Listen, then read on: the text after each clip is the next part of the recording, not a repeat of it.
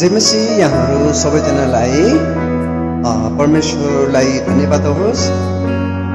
म गाम्सा मण्डलीको एल्डर अष्टश्रेष्ठ अनि विशेष गरेर परमेश्वरको अनुग्रहमा नेपाली इसाई मण्डली जोरपाटी गाम्सा चर्च 18औं वर्ष पुरा गरेर 19औं वर्षमा प्रवेश गरिसकेका छौँ। 2064 साल जेठ 17 गते नेपाली इसाई मण्डली जोरपाटी चर्च अन्तर्गत गाम्साको जगडोल भन्ज्याङमा 20-25 जनाको समूहबाट हामीले मण्डली सुरु गर्यौं परमेश्वरको अनुग्रह कृपामा। अनि त्यो मण्डली 6 वर्ष हामी त्यहाँ रह्यौं। अनि त्यसपछि हामी अब्राहम नौरकोटी भाइको घरमा 3 वर्ष हामी त्यहाँ सेवा गर्यौं। खास गरेर उहाँले अनि 5 वर्षको लागि आफ्नो घरको फ्ल्याट बिना पैसा अथवा भाडा नलिकन उपलब्ध गराउनु भएको थियो। तर 3 वर्ष पुग्दा नपुग्दै नै अनि भुइँचालो गएको कारणले अनि परमेश्वर अनुग्रहमा जोरपाटी मण्डली अन्तर्गत गाम्साका सदस्यबाट हामीले 4 आना जग्गा पाएका थियौँ। अनि त्यो जग्गामा हामीले भवन निर्माण गर्यौं र यो भवनमा सरेको 3 वर्ष अब्राहम भाइकोमा, त्यसपछि उता भन्ज्याङमा 6 वर्ष र यहाँ भवनमा सरेको 9 वर्ष भएपछि हामी 18 वर्ष पुरा गरेका छौँ। अनि आज 18औं वार्षिक उत्सवको अवसरमा परमेश्वरको वचनबाट केही कुराहरू यहाँको समक्ष राख्न लागिरहेको छु। गाम्सा मण्डली 18औं वर्ष पुरा भयो।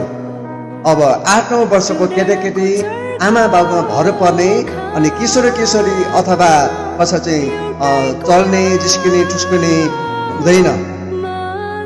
18-19 वर्षको जवानहरू चाहिँ विशेष गरेर उनीहरू आफ्नो खुट्टामा उभिने 12-13 कक्षा पढिरहेको हुँदछ। आवश्यकता अनुसार आफ्नो लागि र परिवारको लागि केही कमाइ गर्नुपर्छ भन्ने प्रकारले चाहिँ सोचमा अगाडि बढिरहेको हुन्छ। कि लक्का जवान भएको हुन्छ, केटाकेटीपनबाट उनीहरू अलग भइसकेको हुँदछ। त्यही क्रममा गाम्सा मण्डली अब 18 वर्ष भएको कारणले अनि 18औं वर्ष मनाइरहँदाखेरि आज परमेश्वर वचन अनुसार परमेश्वरको मिसन नै मेरो मिसनको लक्ष्य लिएर अगाडि बढौँ भन्ने यो वचनबाट कति कुराहरू यहाँहरू समक्ष राख्न लागिरहेको छु। पहिलो कुरा चाहिँ एक ठाउँमा बसिरहनु, कतै निस्कन नचाहनु यो जोखिमपूर्ण हो। अनि त्योभन्दा अगाडि चाहिँ हामी थाहा गर्नुपर्ने चाहिँ परमेश्वरको मिसन नै मेरो मिसनको लक्ष्य। आफ्नो घर अनि परिवार अनि आफ्नो शाखा सन्तान आफ्नो गाउँ ठाउँ छोडेर बाहिर निस्कन तयार हुनुपर्छ कहिलेकाहीँ, अथवा परमेश्वर इच्छा अनुसार चाहिँ बसेको ठाउँ छोड्नुको लागि परमेश्वरले आह्वान गर्नुहुन्छ। धर्मशास्त्र बाइबलमा हामीले उत्पत्ति 12 अध्यायमा थाहा गर्न सक्दछौँ परमेश्वरले अब्राहमलाई आफ्नो बसेको ठाउँबाट, देशबाट, जात भाइको बीचबाट निस्कने आज्ञा गर्नुभयो।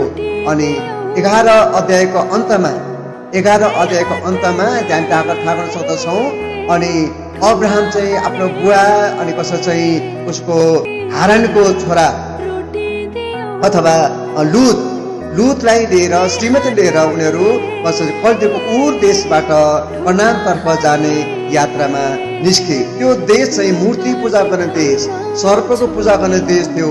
त्यहाँबाट निस्कने आज्ञा गर्नुभयो। अनि कनानतर्फ जानुको लागि चाहिँ अनि उनीहरू त्यहाँबाट निस्के। तर हारानमा पुगेपछि अब्राहमको बुवाको मृत्यु भयो।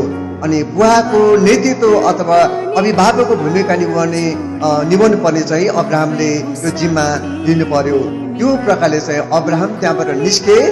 अनि उत्पत्ति 12 को 1-2-3 लेखेको हामी त्यहाँ थाहा गर्न सक्दछौँ। यहाँ यसरी लेखेको छ उत्पत्ति 12 को 1-2-3 चाहिँ परमप्रभु अब्राहमले भन्नुभयो, तेरो देश र तेरो कुटुम्ब तथा तेरो पिताको घरबाट निस्केर जुन देश म तँलाई देखाउँछु त्यहाँ जा। तँबाट एउटा ठुलो जाति खडा गर्नेछु र तँलाई आशिष दिनेछु। म तेरो नाम प्रसिद्ध गराउनेछु र त्यो तँ आशिषको मूल भएस। तँलाई आशिष दिनेलाई म आशिष दिनेछु अनि तँलाई श्राप दिनेलाई म श्राप दिनेछु। तँद्वारा नै पृथ्वीको सबै कुलले आशिष पाउनेछ। यो वचन तपाईँ हामीले बुझ्नु आवश्यक छ। यसकारण हामीले बुझ्नुपर्छ एक ठाउँमा बसिरहनु कतै निस्कन नचाहनु यो त जोखिमपूर्ण हुन्छ। अघि मैले भनिरहेको थिएँ अब्राहमको बारेमा, अनि अब्राहम त्यहाँबाट निस्कन तयार भए। अनि हामी बसेको ठाउँबाट, बसेको गाउँबाट अथवा सुविधा सम्पन्न आरामदायक क्षेत्रबाट बाहिर निस्कन आवश्यक छ। यो चाहिँ परमेश्वरको इच्छा अनुसार। उत्पत्ति 11:1-9 हेर्नु भनेदेखि चाहिँ त्यो समयमा अनि एउटै भाषा बोल्ने एउटै जातिका मानिसहरू थिए। तिनीहरूले आफ्नो नाम कायम राख्नुको लागि अनि स्वर्गसम्म पुग्ने एउटा धरहरा बनाउन लागि बाबेलको धरहरा एउटा सहर निर्माण गर्ने अनि धरहरा बनाउने उसले त्यो सोच गरेर अनि धरहरा बनाइरहेका थिए। अनि जब धरहरा बन्ने क्रममा चाहिँ परमेश्वरको दूतलाई पठाउनु भयो ताकि उनीहरूको भाषाले खलबलाइदिने भयो, किनकि उनीहरूले गरिरहेको काम चाहिँ परमेश्वरको इच्छाबाट बाहिरको कुरा थियो। परमेश्वरले अब्राहमलाई अनि त्योभन्दा अगाडि नुहलाई, त्योभन्दा अगाडि आदमलाई नि परमेश्वरले भन्नुभएको थियो कि तँ कसो चाहिँ फल्दै फुल्दै वृद्धि हुँदै पृथ्वीमा भरिँदै जाओ भनेर। परमेश्वरको इच्छा चाहिँ वृद्धि हुने कुरा हो, फैलिँदै जाने बढ्दै जाने कुराहरू। तर एकै ठाउँ बस्नु चाहिँ जोखिमपूर्ण हुन्छ भन्ने प्रकारले चाहिँ बाबेलको धरहरा बनाएर नाउँ र आफ्नो भाषालाई कायम राख्न लागेको कारणले अनि परमेश्वरले आफ्नो हात बढाउनु भएर उनीहरूको सबै उनीहरूको योजनालाई परमेश्वरले कसो चाहिँ बिथोले दिनुभएको कुराहरू अनि हामी यहाँ बुझ्न सक्दछौँ। त्यसै गरेर अघि मैले अब्राहमको बारेमा बताएँ। अब येशूका चेलाको बारेमा, येशूका चेलाहरू पवित्र आत्माको भरपुरीमा पत्रुसले प्रचार गरे। पत्रुसले प्रचार गरिसकेपछि 3000 मानिसहरूले बप्तिस्मा लिए।